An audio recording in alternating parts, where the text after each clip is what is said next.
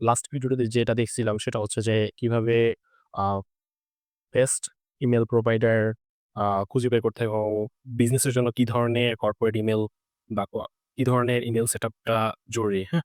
তো আমরা আজকে এই ভিডিওতে যে টপিকটা কভার করব সেটা হচ্ছে SPF, DKIM and DMARC record, যেটা খুবই ইম্পোর্টেন্ট যেকোনো মেইল বক্স সেটআপ করার জন্য। এবং পাশাপাশি আরেকটা জিনিস যেটা ইম্পোর্টেন্ট সেটা হচ্ছে MX রেকর্ডটা। সো আপনি MX রেকর্ডটা চাইলে গুগলে ইজিলি পেয়ে যাবেন, SPF, DKIM, DMARC। So PF রেকর্ডটা কি বেসিক্যালি, হ্যাঁ? সো ফার্স্ট অফ অল আপনারা ট্রাই করবেন অলওয়েজ যেকোনো ডোমেইন আর হোস্টিং এর মাঝখানে অলওয়েজ একটা ক্লাউডওয়েজ রাখার। ক্লাউডওয়েজ বেসিক্যালি কি? ক্লাউডওয়েজ হচ্ছে একটা, বলতে পারেন যে একটা প্রক্সি সার্ভার। সো আপনি দেখতেছেন যে প্রত্যেকটাতে প্রক্সি হয়ে আছে, হ্যাঁ? তো এখন প্রক্সি জিনিসটা কি? তো প্রক্সি হচ্ছে আ যেকোনো কিছুকে অলমোস্ট একটু এনক্রিপ্ট করে দেওয়া। যেটা হচ্ছে আপনার ওয়েবসাইটে ইজিলি কোনো ধরনের আ DDoS অ্যাটাক হচ্ছে, এতে হচ্ছে আপনার সার্ভারটা আ অনেক ফেইল হওয়ার একটা চান্সেস থাকতেছে। সো আপনার DDoS অ্যাটাক থেকে করতেছে এবং অনেক ধরনের সিরিয়াস অ্যাটাক থাকতেছে যেগুলো থেকে আপনি আ ওইদিকে প্রিভেন্ট রাখতে পারতেছেন। যদি আপনার আ ক্লাউডওয়েজ ক্লাউডওয়েজ না, ক্লাউডফ্লেয়ার হবে। ক্লাউডফ্লেয়ারটা আপনি বিটুইন দ্যাট ইউজ করেন। সো ক্লাউডফ্লেয়ার অলমোস্ট অনেক জনপ্রিয় একটা টুল। সো এইটার ইউজেসটা ইস ভেরি ইম্পোর্টেন্ট। কারণ হচ্ছে যে আপনি জাস্ট হচ্ছে সেটআপ করলেন আ অনেক ইনিশিয়াল স্টেজে এই জিনিসটা বুঝা অনেক ইম্পোর্টেন্ট। কারণ আপনি যদি যেটা প্রপারলি আ সেটআপ করতে না পারেন সেক্ষেত্রে হচ্ছে যে আপনার ডেফিনিটলি ঝামেলা হবে। সো এখন আমি আপনাকে বেস্ট ওয়ে কিভাবে বলতে পারি যে সেটআপ করতে পারবো। তেমন কিছুই না। জাস্ট দেখছেন যে Cloudflare এর যে নেম সার্ভারটা ধরেন আপনি কোনো একটা নতুন ডোমেইনে এড করবেন।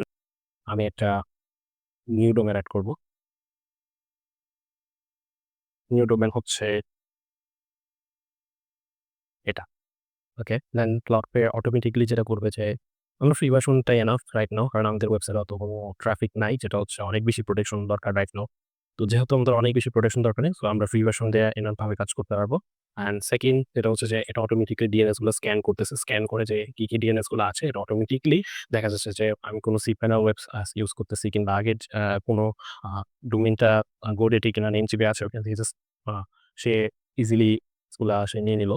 সো বেসিক্যালি আমি এইটার মধ্যে করব না। বাট আমি Cloudflare এর যে সেটআপ প্রসেসটা সেটা আমি দেখানোর জন্য জাস্ট হচ্ছে আমি এটা করলাম। যেমন এই যে আপনারা যদি জাস্ট হচ্ছে এই Cloudflare এর যে নেম সার্ভার গুলা, এই নেম সার্ভার গুলা যদি আপনি আপনার নেম সার্ভারে আপডেট করে দেন, দেন ইজিলি আপনার হচ্ছে যে আপনার Cloudflare টা সেটআপ হয়ে যাবে। আমি আপনাকে আজকে একটা জিনিস দেখাবো যে কিভাবে আপনি ইজিলি সেটআপ করতে পারেন।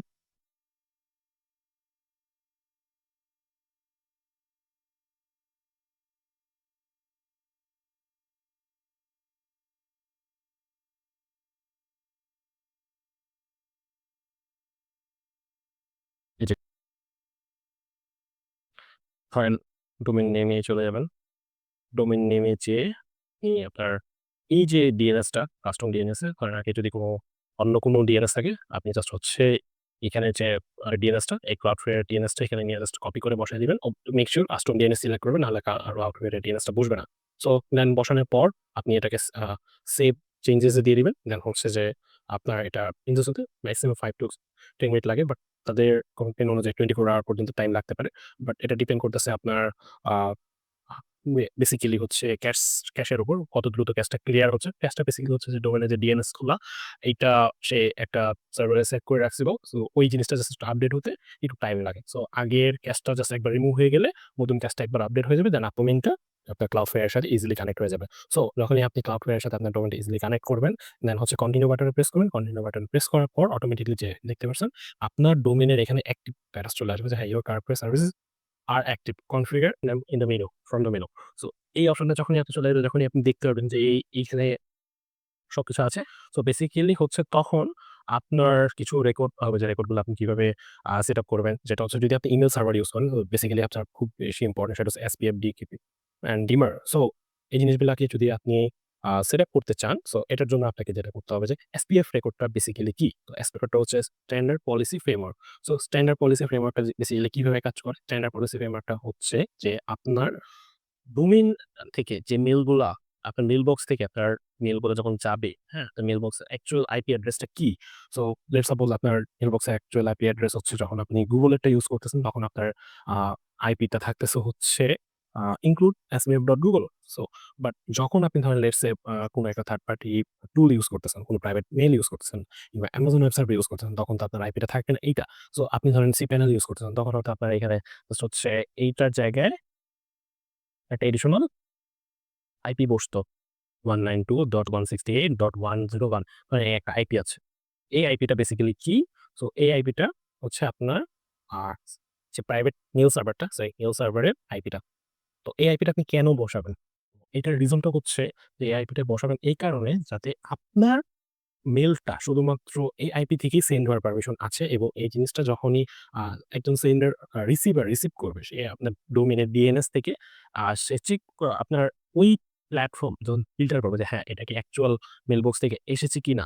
তখন আপনার ডোমেইনের ডিএনএস এর যে আইপিটা বসানো থাকবে, ধরেন লেটস আপনার Cloudflare এর ডিএনএস এ যখন ওই আইপিটা বসানো আছে, তখন অ্যাকচুয়ালি সে ডিটেক্ট করবে যে হ্যাঁ, এই মেইলটা কোন মেইল থেকে আসছে, এবং মেইল থেকে যে আসছে ওই মেইলের আইপিটা আপনার ডোমেইনের যে আইপিটা, সরি ডিএনএস Cloudflare এর যে আইপিটা ওটার সাথে কি মিল আছে কিনা?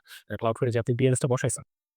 তো যখন ২ টা মিল থাকছে, তখন সেটা হচ্ছে যে সে আ ভেরিফাই করতেছে যে হ্যাঁ, uh that's the correct sending platform যেটা থেকে অ্যাকচুয়ালি আমার মেইলটা আসার কথা। কারণ হচ্ছে অনেক স্প্যামার হচ্ছে লেটস সাপোজ আপনার একটা info@ আ একটা মেইল আছে। সো info@ ধরেন আ গভর্নমেন্ট একটা মেইল ধরেন nbr.com.bd। সো এখন এই মেইলটাকে চাইলে অনেক স্ক্যামাররা ইজিলি ক্লোন করতে পারে। ক্লোন করে দেখা যাচ্ছে মেইলটা সেন্ড করতে পারে। সো এই জিনিসটা ধরেন আপনার Google এর মেইলবক্সে যখন ল্যান্ড হবে, সো এই জিনিসটা সে কিভাবে ডিটেক্ট করবে? কারণ হচ্ছে যে এটা তার ডিটেক্ট করতে হলে ডেফিনিটলি তার অ্যাকচুয়াল ডিএনএস এ nda.com এখানে কি অ্যাকচুয়ালি ওই আইপিটা বসানো আছে, যে আইপিটা ডিএনএস এ আ SPF রেকর্ড হিসেবে যে আইপিটা বসানো আছে, ওই আইপি থেকে মেইলটা আসছে না অন্য কোনো আইপি থেকে মেইলটা আসছে। তো that is a first initial step, যেটা হচ্ছে আপনাদের মেইনটেইন করতে হবে SPF রেকর্ডটা যাতে আপনি কনফার্ম করতে পারেন আপনার রিসিভারকে যে আপনার মেইলটা অ্যাকচুয়ালি ওই আ মেইল বক্স থেকেই আসছে, এবং আপনি মেইল বক্সটা authentic. So that is first of all এটা অনেক বেশি ইম্পোর্টেন্ট। সো তারপরে আসতেছে ডিমার্ক রেকর্ড। সো ডিমার্ক রেকর্ডটা হচ্ছে আরো ডিমার্ক রেকর্ড দেখার আগে আমি জাস্ট হচ্ছে যে এখানে আমি এসপিএফ রেকর্ডটা সেটআপ করছি। আমি আপনাকে একটু দেখাই। এই যে this is my SPF record. দেখেন আমি এখানে include ডট address.com google.com, কারণ হচ্ছে আমার মেইল বক্সটা আপনার Google। তো দ্যাটস ওয়াই আমি যেহেতু Google মেইল বক্স বা ওয়ার্ডস্পেসটা ইউজ করি, মেইল বক্সটা ইউজ করি। সো ওয়ার্ডস্পেস থেকে বেসিক্যালি মেইল বক্সটা পেয়ে যাই। সো Google এর মেইল সার্ভার যখন আমি ইউজ করতেছি, তখন দেখা যাচ্ছে যে আ তাদের আইপিটা পেতে হলে ডেফিনিটলি এই যে google.com এটা ইউজ করলে দেখা যাচ্ছে মোস্ট অফ দা যত বড় রিসিভার আছে like Outlook, like Gmail, like যদি আমি বলি সেটা হচ্ছে আরো বড় প্ল্যাটফর্ম, তারা এগুলা ইজিলি ডিটেক্ট করতে পারে সিন্স এটা Google এর আইপি। সো এটা নিয়ে কোনো টেনশন নেই। জাস্ট হচ্ছে আপনি এভাবে Google এরটা হলে সেক্ষেত্রে আপনি এটা ইউজ করতে পারেন। কারণ হচ্ছে যে নরমালি অন্যান্য আইপি গুলা আপনি নরমালি বসানো রাখতে পারে। বাট এটা আপনি জাস্ট SPF পোর্ট গুলো বসায় দিলে আপনার Google এটা নিয়ে নিবে। বাট Outlook এর ক্ষেত্রে একটু ডিফারেন্ট। Outlook এর ইয়াটা আপনি একটু দেখে নিবেন যে Outlook এর ক্ষেত্রে SPF রেকর্ডটা কি হতে পারে। সো এখন আসেন DKIM রেকর্ড। DKIM রেকর্ডটা কি? বেসিক্যালি রেকর্ডটা আপনারা কোথায় পাবেন? ধরেন আপনি জাস্ট হচ্ছে আ আপনার Google Workspace এর আন্ডারে যে admin.google.com ওখানে চলে আসছেন। চলে আসলে আপনি google.com, হ্যাঁ, authenticate ইমেইল। সো এটা হচ্ছে যে DKIM authentication। সো এই authentication টা কেন অনেক বেশি জরুরি? ধরেন আমি কাউকে কোনো একটা মেইল করছি। সো মেইল করার পর আমার এই মেইলটা কি মাঝখানে কেউ কোনোভাবে ব্রিচ করতে পারছে কিনা? লাইক মাঝখানে কেউ কোনোভাবে ব্রিচ করতে অনেক ধরনের ক্যাশ সার্ভার বসায় রাখে, যেটা হচ্ছে মেইলটার সাথে একটু কোনোভাবে কিছু ইনফরমেশন একটু চেঞ্জ করে দিলাম। লাইক আমি তাকে একটা ইনফরমেশন মেইল করেছি রিগার্ডিং হচ্ছে আ একটা খুবই ইম্পোর্টেন্ট একটা ডকুমেন্ট। তো এই ডকুমেন্টের মধ্যে দেখা যাচ্ছে কিছু আ চেঞ্জেস করে এসে দিল। সো এই জিনিসটা আদার মেইল বক্সটা কিভাবে আইডেন্টিফাই করবে যে হ্যাঁ, এটা কি কোন ধরনের চেঞ্জেস করা হয়েছে কিনা? সো এটার অন্যতম বেস্ট সলিউশনটা হচ্ছে যে আপনার যে DKIM অথেন্টিকেশন, যে এটার সাথে কি কোন ধরনের ম্যানিপুলেশন, কোন ধরনের চেঞ্জেস, কোন ধরনের আ ইল্লিগাল কোন এক্টিভিটি করা হয়েছে কিনা, এটা আপনার হেল্প করবে এই রেকর্ডটা DKIM রেকর্ড। এটা হচ্ছে বেসিক্যালি একটা অথেন্টিকেশন করবে, যেটা হচ্ছে যে হ্যাঁ, আপনার মেইল সাথে কোন ধরনের ব্রিচ হয়নি। সো এটা আপনি জাস্ট হচ্ছে আপনার DMARC রেকর্ডে যেয়ে DKIM। সো DKIM রেকর্ডে যেয়ে আপনি জাস্ট এটা বসায় দিবেন। থার্ড অফ অল যেটা হচ্ছে যে আপনার গুগলের ক্ষেত্রে যে ধরেন আপনার ডিএমআরসি রেকর্ডটা কিরকম হবে? ডিএমআরসি রেকর্ডটা জাস্ট হচ্ছে আপনি আপনার আমি এটা দিয়ে দিব। জাস্ট হচ্ছে আপনি এটা বসায় দিলেই হয়ে যাবে যে আপনার ডিএমআরসি রেকর্ডটা। সো এই আরকি। এটা তেমন কোনো ইস্যু না।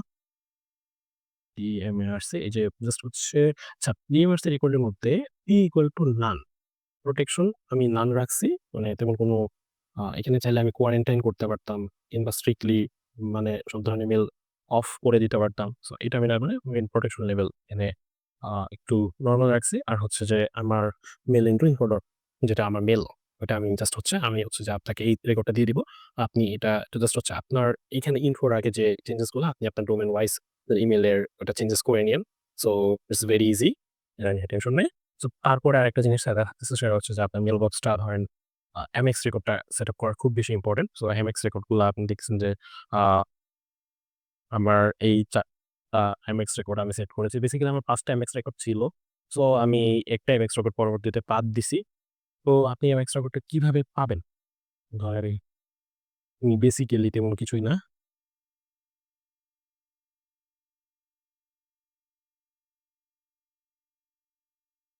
আমি রেকর্ড স্পেলিংটা একটু করছি।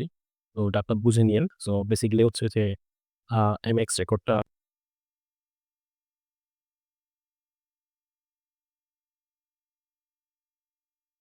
হয়ে আরকি বুঝেছো। আমি হচ্ছে যে ওকে বললাম যে আমাকে এমএক্স রেকর্ড গুলা দাও।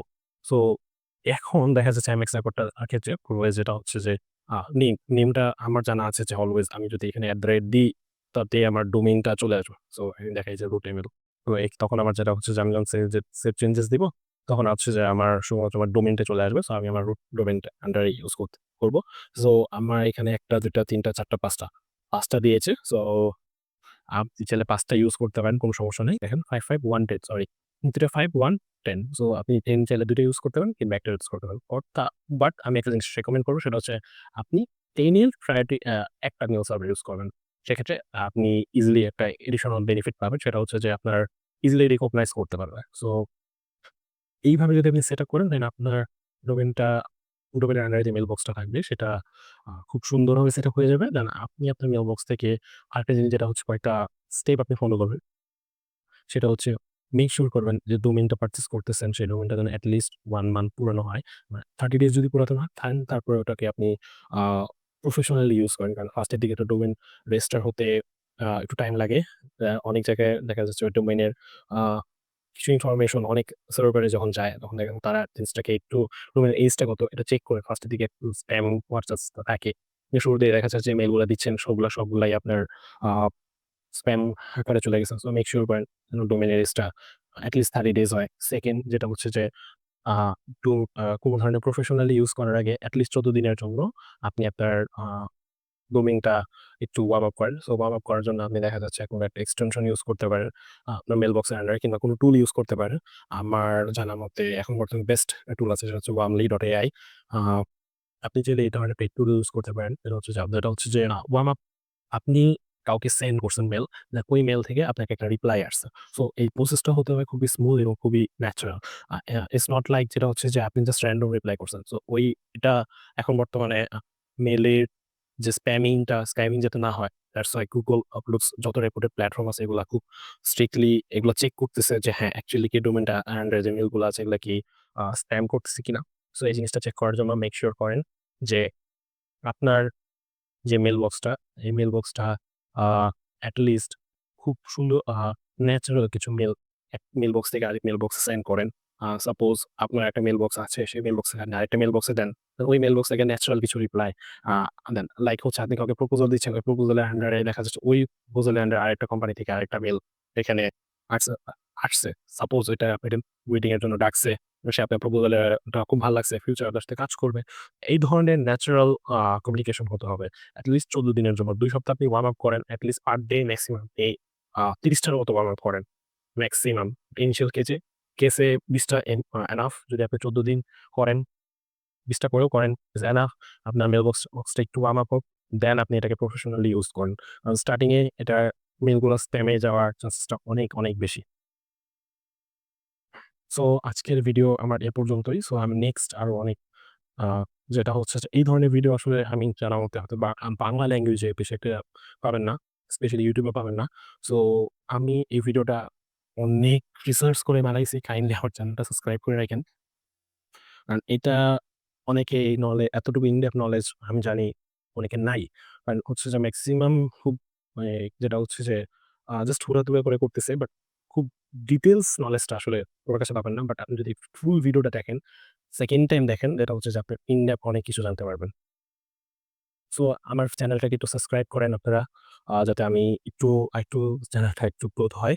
সো ইনশাআল্লাহ নেক্সট আমি আপনাদের জন্য আরো বেস্ট অনেক কিছু নিয়ে আসবো। আল্লাহ